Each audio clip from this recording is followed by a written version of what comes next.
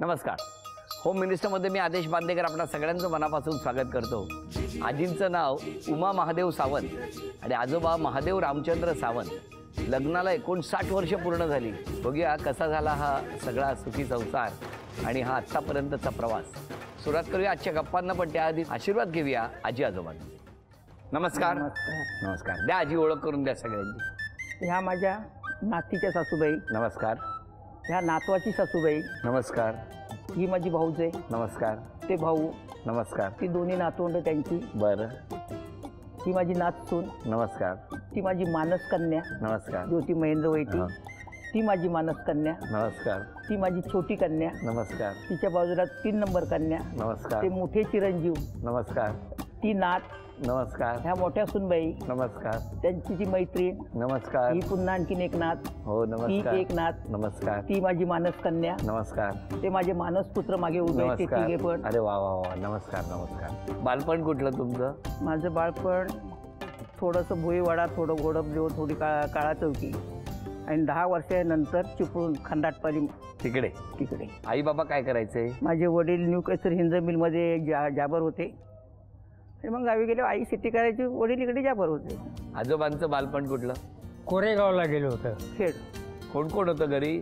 आई, आजोबा होते आणि मी, आणखी दुसरी मावशी होती. कसे होतात लहानपणी तुम्ही? नाही शांत. अच्छा. पहिल्यापासून शांत? हा, शांत शांत. शाळेत वगैरे एकदम शांत होता? शांत. हा, शाळेत सुद्धा दंगा मस्ती ना. नाही, तुम्ही नाही केली, ते वाटतच. आणि आजी तुम्ही फक्त दंगाच केला शाळेत. चेहऱ्यावरच लिहिलं आजींच्या. कसं होती शाळा? कुठली तुमची शाळा? मी भोईवाड्याच्या शाळेत देखील शिकलेली आहे. पहिली दुसरीपर्यंत. घोडबदेवच्या शाळेत 3री झाली आणि 4थीला गेली गावाला चिपळूणला. लगेच. कसं गेलं बालपण? बालपण माझं खूप छान गेलेलं आहे. हो. काही कष्टी ददात नाही मिळाली. नाही, मागाल ते मिळायचं. सगळं मागाल ते मिळत होतं. माझ्या वडिलांना बहीण नव्हती आणि मी एकच मुली. 2-3 भावात पहिली मुली मोठ्या भावाला झाली. त्यामुळे मस्त लाड भरपूर. लाड, बहीण पण आणि मुली पण. पण मग मला सांगा, 59 वर्ष झाली ना लग्नाला, हो. त्यावेळेला त्याच्या पूर्वी शाळा. हो. पण शाळेत असताना तुम्ही कधी अशी बाबा शिक्षा झाली आहे, मस्ती केली याचं काही नाही? नाही, कधीच नाही. कधीच नाही. शिक्षा वगैरे काही शक्यच नाही. नाही, शिक्षा वगैरे काही खोटं आहे, ही अफवा आहे. नाही. नक्की? नक्की. बघा. हो हो. बरं, मग आता तुमची भेट कशी झाली आजोबा? भेट लग्न म्हणजे आमचे वडील होते ना, त्यांनी ते सर्व जमवलेलं आहे. का आपण काय बघितलेलं नाही. नंतर दाखवली, लास्टला दाखवली तेवढी. ही बाबा 59 वर्षानंतर आता वाटतंय का तेव्हा बघितलं असतं तर बरं झालं असतं? तो काळ निराळा होता. हा हा. आजचा काळ निराळा आहे. काय काय वेगळं आहे आताच्या काळात? काय वेगळं आहे आता तर सर्व ते तुम्ही बघतात, तुम्ही पण बघतात. मी काय बघत नाही, तुम्ही सांगा. काय? तुमचा वेगळा चष्मा आहे ना, म्हणून. काय तुमच्या चष्म्यातून सांगा, आताच्या काळात काय आणि तेव्हाच्या काळात काय होतं? पूर्वीच्या काळात शांतता ही नम्र होती. बरोबर. आणखी आताच्या काळात धामधूम सर्व. अच्छा, त्यावेळेला शांतता होती, आता धामधूम झालंय. हा म्हणजे आताच्या मुलांमध्ये धामधूमपणा आलाय. हा, म्हणजे त्यावेळच्या मुलांमध्ये शांतपणा होता. हा, आमच्या वेळी शांत. बरं. असं काय नव्हतं. कोणी आणलं स्थळ? कसं काय जमलं? माझ्या एका काकानी स्थळ आणलं. माझे काका यांच्या गावात राहायचे दापोलीला, हा. तिकडे पाहुणे म्हणून. तर त्यांनी हे स्थळ आणलं. तशी मी मोठी पण नव्हते, 14 वर्षाची होती. बर. तेव्हा बघण्याचा कार्यक्रम झाला? हो हो. कुठे? काळा चौकीला. हो. आठवतोय का कार्यक्रम? बघण्याचा दिवस आठवतोय तुम्हाला? तो दिवस आता आठवत नाही. विसरून टाकला वाटतं तो दिवस. बरं झालं विसरलात, हो ना? कुठे ते दिवस आठवून ठेवू म्हणतात. काय झालं तेव्हा? काय बोलला होता आजी बरोबर? काही नाही, फक्त बघणं हा बस आणि झालं. अच्छा, मग काही बोलले नाही तुम्ही तेव्हा? एक प्रश्न पण विचारला नाही तेव्हा? नाही. काय हो, कसं काय तो दिवस कुठला बघायला गेले होते? तो होळीच्या आधीचाच महिना होता, माघ महिना. चांगला दिवस निवडला होता तुम्ही. आणि बघायला गेले, पण तेव्हा काय असं काय प्रश्न उत्तर नव्हतीच. आणि मी एक तर 14 वर्षाचे, हे होते 25 वर्षाचे तेव्हा. मग बघण्याचा कार्यक्रम झाला? बघण्याचा कार्यक्रम झाला, पण तसं आम्ही निरखून पारखून आता बघता तसं काय एकमेकाला पाहिलं नाही. लग्नाच्या आधी काय आमची तोंड ओळख पण नाही आणि चेहरा ओळख पण नाही. मग आम्ही काय पाहिलं ते लग्नातच एकमेकाला पाहिलं. हो, लग्नाचे लग्न कुठे झालं? तारदेवला चिखलवाडीत, नव्या चिखलवाडीत. नव्या चिखलवाडी. तेव्हा हॉल वगैरे नसायचे, मंडप घालायचे लोक. हा, म्हणजे मंडप घातला होता. मंडप चाळीच्या मध्ये. आणि मग लग्नानंतर राहायला कुठे गेले तुम्ही? तिथेच आम्ही होतो, आमची रूमच तिथं होतं. अच्छा, चिखलवाडीत. आम्ही नव्या चिखलवाडीतली लोक. बर बर बर. मग हे तिथे राहायला गेले होते? हो, तिथेच. त्यांची पहिल्यापासून वडिलांची रूम तिथेच होती. मग तुम्ही तिथेच राहिला? हो, 25 वर्ष लग्न होऊन तिथे राहिले. पण तेव्हा नोकरी कुठे करत होते तुम्ही? एक ऑफिस होतं, इंडस्ट्री इंजिनिअरिंग कंपनी करून होती. लग्न झालं तेव्हा पगार किती होता? पहिला पगार मी खाली 50 रुपये घेतला. पण आमचं लग्न झालं त्यावेळेला त्यांना 250 रुपये पगार होता. 250? 250. कसं काय जमवलं आजी? नाही, पण जमवण्यापेक्षा लोकांनाही अजब वाटत होतं की नीराच्या नवऱ्याला केवढा मोठा पगार आहे तेव्हा त्यावेळेला 58 मध्ये. 1958. बरं, आमचा तर जन्मही नव्हता झाला तेव्हा. तेव्हा तुम्ही लग्न करून मोकळे झाले होते, हो ना? बरं, मग कसं काय जमवलं? आता जमवता पाहिजेच ना. शेवटी गृहिणी आहे, तिला ते जमवून घ्यायलाच पाहिजे. सासूबाई होत्या, सासरे होते, कुटुंब मोठं होतं. 17 माणसाचं कुटुंब होतं तिकडं. आजोबा 59 वर्ष लग्नाला झाली, बरोबर की नाही? या सगळ्या 59 वर्षाचं आनंदाचं श्रेय कुणाला द्याल तुम्ही? आनंदाचं श्रेय हिला द्यायला. हो, कायम तुमच्या सोबत. कधी ओरडल्या रागावल्या नाहीत ना कधी? नाही नाही नाही, हा, रागावून बिवडून नाही ना, काय नाही ना? तुम्ही नाही, आजी ह्या कधी रागावतात? ह्या हा, शेवटी कुटुंबामध्ये काही ना काय थोडंफार होतं. नाही नाही, तुमच्या एका ह्या एवढ्यातच बरंच काय दडलेलं होतं. म्हणजे ह्या रागावतात का? ह्या फक्त रागावतात असं त्यांना म्हणायचं होतं. आजी काय गोड बोलतात की नाही, एकच वाक्य बोलतात पण बरंच काय सांगून जातात, हो ना? मला सांगा, खूप चढ उतार आले असतील? खूप आले. सांगा ना, कसं काय त्या प्रत्येक प्रसंगाला कशा सामोर आले? परिस्थितीनुसार सामोरं जावंच लागतं, हो, त्याला विलाज नसतो. आता प्रसंग जर सांगायचा झाला तर ते आमचे मोठे चिरंजीव दिसत आहेत ना. हो, नमस्कार. हे माझ्या वयाच्या 20व्या वर्षी मला झालेले आहेत. बर. आणि नंतर त्यांचे ते आजारपण हे ते काढून काढून एकंदर 6 मुलं मला. 2 मुलगे, 4 मुली, 1.5 वर्षाचं पाळणं. अशा अवस्थेत आम्ही 6 मुलं सांभाळली. आता मला 10 नातवंड आहेत, 2 परतोंड पण आहेत. अरे वा. तेव्हाचं दुःख मी आता सगळ्यात विसरून गेलेली आहे. तर तेव्हा ते बाहेर काढण्यात पण काय अर्थ नाही काही. आता सगळ्या पण आम्ही सुखाने संसार केला. कुठची वस्तू कमी पडली नाही, आणि कमी पडली तरी आम्ही दोघांनी सामावून घेतलं. माझी मुलंही तशीच होती, मला साथ. पण मग संसाराला नेमकी सुरुवात कधी झाली? संसाराला ती सुरुवात माझी 72ला झाली. मग तेव्हा किती वर्षाच्या होता तुम्ही? 72ला तुम्ही माझी मुलं वगैरे जन्माला आली होती. आलेली होती. आजीने कधी हट्ट केला का? हो, नाही, कसलाच नाही. जे काय होतं ते दोघांचं होतं. कसं हट्ट करायचं? बरं, एकमेकांकडे कधी प्रेम व्यक्त केलंय? प्रेमाने अजून पण आम्ही प्रेमाने जगतो. नाही, वागता पण ते व्यक्त करतात ना. नाही, तसं पण करायची काय वेळ आलीच नाही ना. नाही, पण होते इतक्या वर्षात 68 वर्षात एकमेकांकडे बाबा माझं तुझ्यावर प्रेम आहे, तू मला आवडतेस, किंवा आय लव्ह यू असं कधी म्हटलंय? आमच्या वेळेला आय लव्ह यू नव्हतंच. मग तेव्हा अजूनही नाही आम्हाला. नाही नाही. पण तुम्ही आजोबा कधी प्रेम व्यक्तच केलं नाही की बाबा माझं तुझ्यावरती प्रेम आहे, असं कधी म्हणाला नाही? प्रेम आहे ते दोघे एकत्र असल्यावर व्यक्त होतच ना. हल्लीच्या मुलांना नाही त्या सवयी लागल्या सगळ्या. 10 वेळा व्यक्त करत असतात, हो की नाही? बरं, या गप्पा सुरू असताना आता काही प्रश्न विचारूया. दोघांची उत्तरं जर समान आली तर बक्षीस मिळणार. घ्या, यामध्ये दोघांनाही प्रश्न विचारणार. दोघांची उत्तरं समान म्हणजे अचूक आली तर त्यांना बक्षीस मिळत जाणार. बरोबर उत्तराला 500 रुपयाचं बक्षीस. दोघांचं समजा कधी घरात भांडण झालं तर आधी दोघांपैकी कोण नमतं घेतं? माझ्या मनात उत्तर तयार आहे. माझं एक उत्तर लिहिलं असतं तर मी सगळी बरोबर आली असती या प्रश्नावर. दाखवा आजोबा. मी स्वतः आजोबा, है ना? का हो असं आजी? काय म्हणजे तुम्ही नाही कधी? हा, आपण नमतेपणा घ्यायचाच नाही ना. हा, काय होऊ द्या. Very good. चला, पहिलं उत्तर बरोबर आलं, अभिनंदन. लग्नानंतर पहिल्यांदा कुठे फिरायला गेले होते? लग्नानंतर पहिल्यांदा कुठे फिरायला गेले होते? दाखवा आजोबा. चिपळूण. चिपळूण. अभिनंदन. तुमच्या लग्नाची तारीख लिहा. लग्नाची तारीख.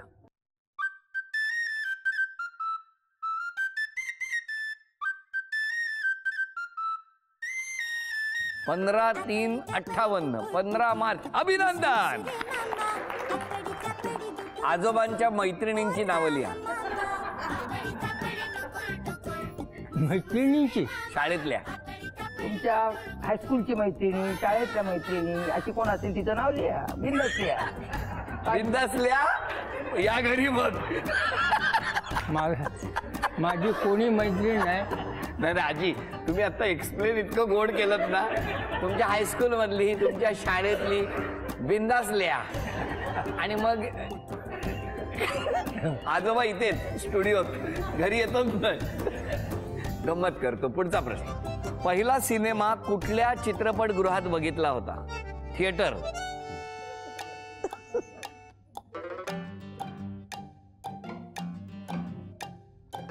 वा, डायना. अभिनंदन. 4 उत्तरं बरोबर आली. आणि आता 5वा कठीण प्रश्न विचारतो, थांबा.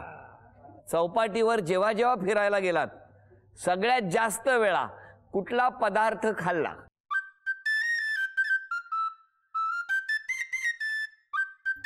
त्या भेळवाल्याचं नाव लिहा. आता भेळवाल्याचं नाव कसं लिहिणार? तो प्रश्न आहे खरा. लिहा, न बघता लिहा. हा.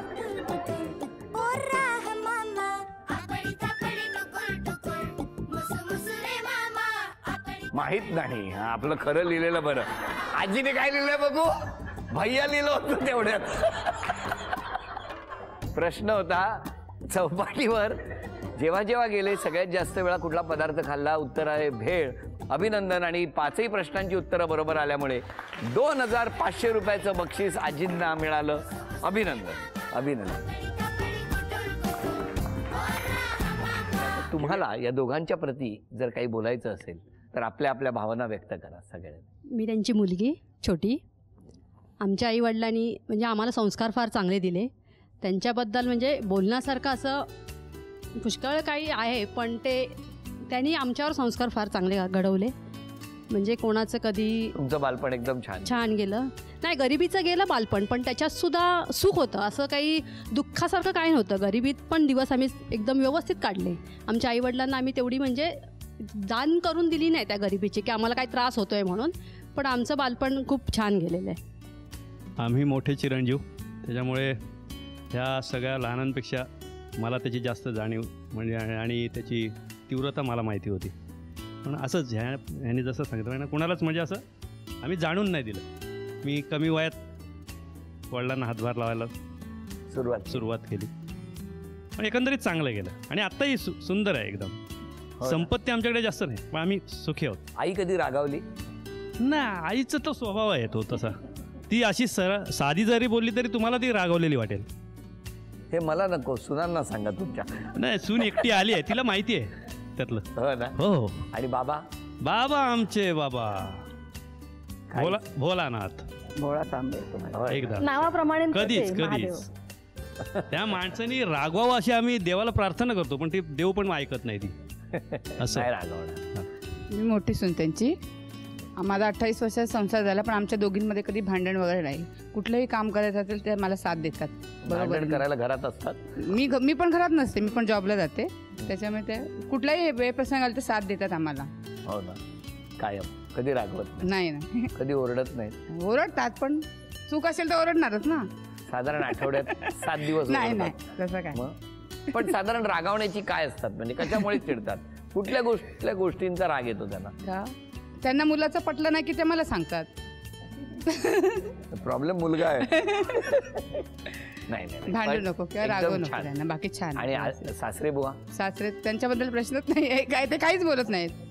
ते आम्ही काही करू त्याचं मान्य करतात. प्रत्येक गोष्ट तुम्ही काय कराल ते. त्या मला मुलीसारख्या मानतात, पण त्यांना अन्यायाबद्दल भरपूर चीड आहे. कोणाच्या घरी काही झालं, कोणाच्या नवऱ्याने मारलं की ह्या पुढे असतात मग सगळ्या महिला येऊन म्हणजे त्यांना त्या जिथे राहतात ते एक वचक आहे, तिकडे घाबरतात आजूबाजूचे, त्यांच्या अपोजिट कोण बोलायला तयार होत नाही. मला आत्ता कळलं 59 वर्ष आजोबा का शांत आहेत ते. पण तो त्यांचा स्वभाव आहे आणि तो स्वभाव असा आहे, अन्यायाविरुद्ध चीड आहे त्यांना. हे एक चांगलं त्यामुळे आमचं जास्त जमतं. वा. माझ्या आजी आजोबांबद्दल काय सांगायचं म्हणजे त्यांनी आम्हाला सगळ्या नातवंडांना समान प्रेम दिलं. कोणामध्ये अजिबात मतभेद नाही आणि ती सगळ्यात मोठी गोष्ट आहे आमच्यासाठी. आणि ती किती पण ओरडली, किती काही केलं तरी सगळ्यांना तीच हवी असते. मला विचारायचंय, आई बाबा आणि आजी याच्यात जास्त भीती कोणाची वाटते? आजी. आजी नाही, पण भीती जेवढी आहे तेवढंच ती लाड पण करते. आदरयुक्त भीती. आदरयुक्त भीती असं म्हणतो मी. ओके. त्या माझ्या मैत्रिणी आहेत, जशी आमची संगत झाल्यापासून 32 वर्ष झाली एक ठिकाणी आम्ही आहोत. त्याच्यामध्ये आमचं कधी वातावरण नाही, काय असेल तर त्यांना, आणि त्यांना चाके आले तरी घाबरतात एवढे एक आहे सावंतबाईंचं. आणि आज त्यांचीच नात मी केली 2 वर्षापूर्वी. हो का? आली. चांगला मार्ग स्वीकारला तुम्ही. सुखाचा मार्ग त्यांनी निवडला. नाही या सगळ्यांचं. मलेशियाला असतो मुलगा त्यांचा. हो का? बरं बरं. ते मैत्रीत लग्न जमलेलं आमचं. हो, बरं झालं, पण चांगलं केलं. हां, व्हेरी गुड. या सगळ्या गप्पा सुरू असतानाच आता दोघं मिळून एक खेळ खेळायचा आहे आणि या खेळामध्ये आजोबा आजींना बक्षीस मिळून कसं देणार ते आपण बघणार आहोत. 10 थर झाले की पहिलं बक्षीस मिळणार आणि 12 थर झाले की दुसरं बक्षीस मिळणार. चला बघूया काय होणार या खेळात. 1 ह्याच्यावर ठेवायचं. हां.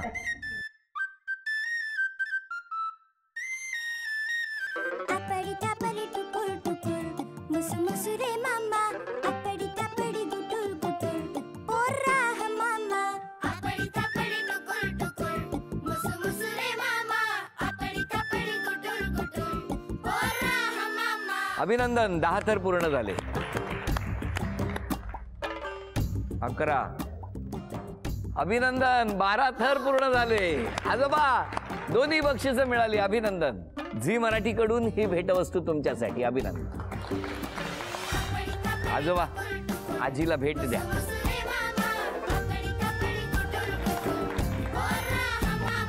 आणि आजोबा आता मला सांगा, आजीने स्वभावात कुठला बदल केला पाहिजे होता?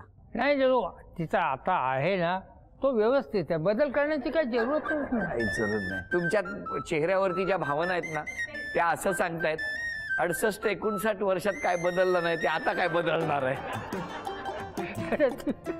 बरोबर. त्यांच्या चेहऱ्यावरची वाक्य माझ्या मुखातनं बाहेर पडतायत. हो ना आजोबा? काय आता काय करायचं ते काय. बर आजी तुम्ही सांगा, आजोबांनी स्वभावात कुठला बदल करायला पाहिजे? त्यांनी स्वभावात बदल म्हणजे काय, ते जन्मता ते शंभो सदाशिव आहेत आणि ते महादेव म्हणून मला चांगलेच आवडलेले आहेत. त्यामुळे त्यांच्या बदलात काय मला बदल केलाच तरी फरक पडला नसता, नाही केला तरी पण फरक पडत नाही. माझे महादेव एक आहे महादेव. बरं मला सांगा, जर एखादी गोष्ट करायची राहून गेली असेल तर ती कुठली राहून गेली आणि अजूनही संधी मिळाली तर कुठली गोष्ट करायला आवडेल? तसं काय राहिलेलं असं काहीच नाही. आता मी पणजी झालेली आहे, आणखीन कुठचं काय असतं. मला गाडी घोडे बंगले नकोच आहेत. माझी मातृभूमी, माझी माती. आजोबा तुम्ही सांगा. जे आहे त्याच्यात मी समाधान आहे.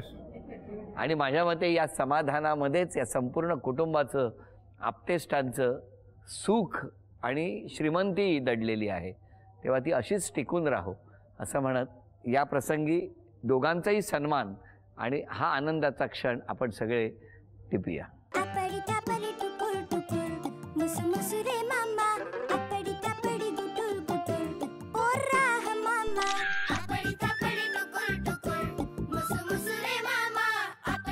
आजींच्या गळ्यात हा कोल्हापुरी साज. चुट्टू चुट्टू राजा, साधी भोळी राणी, लुट्टू पुट्टू संसाराची. आता उखाणा.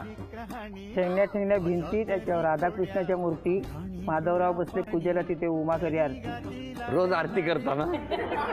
तशी नाही करत. हो नाही हो. हा बांधला हिंदोळा, साठी गेली पाठी तरी वर्ष 16. राजा राणीची जणू. वा वा वा. झी मराठीकडून ही भेटवस्तू आजोबांसाठी. आजोबा अभिनंदन. चूक भूल घ्यावी 7 जन्म आजींना तथास्तू पुणे यांच्याकडून ही पैठण. अभिनंदन. आजच्या या गप्पा आणि आजच्या गप्पांबरोबरच हा भाग इथे संपत असताना दोघांनाही सुदृढ दीर्घायुष्य लाभू दे हे ईश्वराचरणी मागणं करतो आणि आजचा भाग इथेच संपवून पुन्हा भेटतो अशीच एक पैठणी घेऊन होम मिनिस्टरच्याच पुढच्या भागात. नमस्कार. या आनंदाच्या प्रसंगी झी मराठीकडून त्या दोघांनाही ही आठवण भेट. या अभिनंदन.